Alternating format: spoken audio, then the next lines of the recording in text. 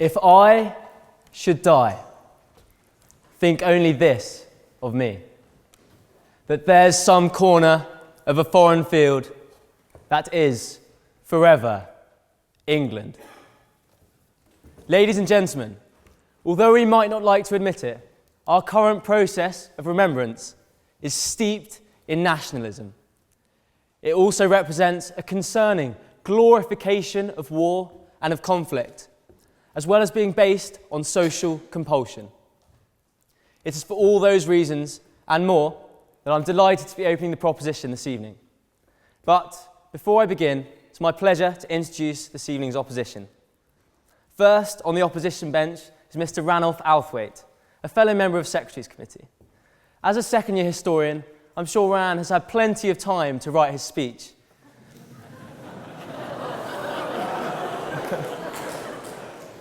Although he did head home last week to tend to the family's vineyard.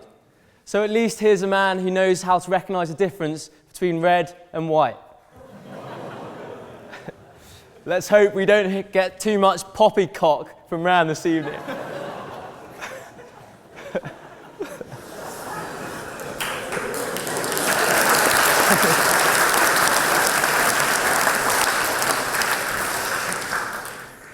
Our second speaker tonight is Major General Arthur Denaro, a retired army officer who served in the Gulf War, Yugoslavia, Bosnia, Cyprus and Germany.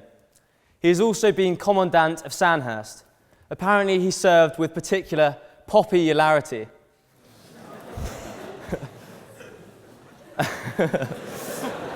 Sorry, that one wasn't as good. Finally, we have Mr. Dan Jarvis Mbe, the current Labour MP for Barnsley Central. Dan is a highly decorated former army officer, having served in Kosovo, Afghanistan, Iraq and Sierra Leone. However, given that Dan is likely to be the next leader of the Labour Party and has the nickname the steely-eyed messenger of death, I thought it was probably not in my best interest to make a joke at his expense this evening. Mr. President, these are your guests, and they are most welcome.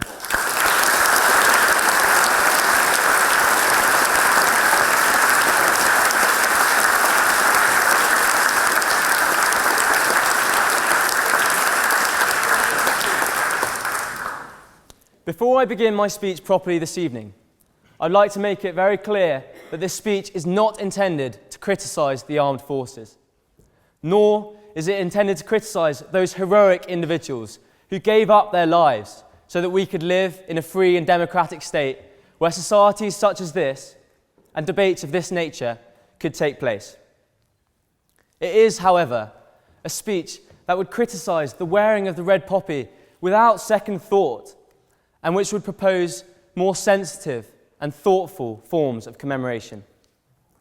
I will talk tonight first about glorification, and then I'll move on to nationalism, and finally to social compulsion. So, to begin, the wearing of the red poppy glorifies war. That much is undeniable, and it forgets the brutality and horror of war. May I remind you of last year's Tower of London poppy exhibition. It was beautiful, picturesque, 900,000 ceramic poppies arranged. No doubt many of you went to visit it yourself or saw the pretty photos in the media. But may I also remind you of the first day of the Battle of the Somme, 1916. 20,000 British men gunned down, 58,000 shot and wounded, wave on wave of men butchered. Do we really think that a pretty little flower is an adequate way of remembering this visceral misery and terror? We put our poppies on for 1 week of the year. Our poppy serves as our process of remembrance. We wash our hands of the whole business. We put our poppies away for another year. Indeed, moving into the political sphere, every November, politicians compete to be seen in the media. I don't know if any of you have seen in the week, but David Cameron's Facebook page or something of that ilk had photoshopped in a poppy onto a photo from March or something. To me, that trivialises the whole process and sums up everything that is wrong with our current form of commemoration. It's loud, brash, ostentatious, and it should be humble, reverent, and meaningful. On that point, how's the quiet little flower you described a little earlier brash and ostentatious? Well, I think, as I've just outlined, people use the red poppy as a way to signify their commemoration. Why do we need a flower to do that? Why can't we just do it, quietly and on our own terms? Why do we have to make it a public statement? Moving on to the damaging nationalist connotations of wearing the red poppy. Last year, it was reported that Britain First, a similar organisation to the English Defence League, had hijacked the red poppy and was using this symbol to sell merchandise and thus fund the continuation of their intolerant and far-right views. Indeed, last year the Daily Mail had a headline urging British Muslims to wear the red poppy headscarf. Now, to me, the wearing of the red poppy and what's shown from this nationalism, the connotations of nationalism, is that either you wear a poppy and you're with us, or you don't wear a poppy and, well, you obviously hate the armed forces and you hate Britain. Indeed, the bright red passionate colour, to me, is patently nationalist. And that is not helped by the fact that we focus completely our commemoration on remembering our boys who won our wars. Where we completely gloss over the hundreds and thousands of Germans that died in the war, Germans who were young, sent off to fight and to die, and who are just as tragic as the British men who died in the wars. Indeed, more importantly, we completely forget about the hundreds and thousands of people dying every second of every day in ongoing conflicts that our supposedly civilized country has helped to perpetuate.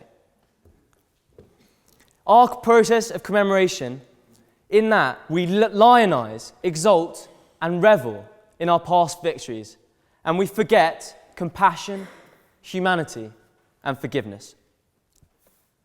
And so, that brings me on to my final point, and that is that the wearing of the red poppy lacks true meaning if we either wear it because that's what we're accustomed to doing, or, worse, because we've been socially pressured into doing so. In 2006, Jon Snow decided not to wear a poppy on screen. This was met with general outcry and anger. Indeed, last year, the same thing happened, but with Charlene White. She was subjected to horrific sexist and racist abuse as a result.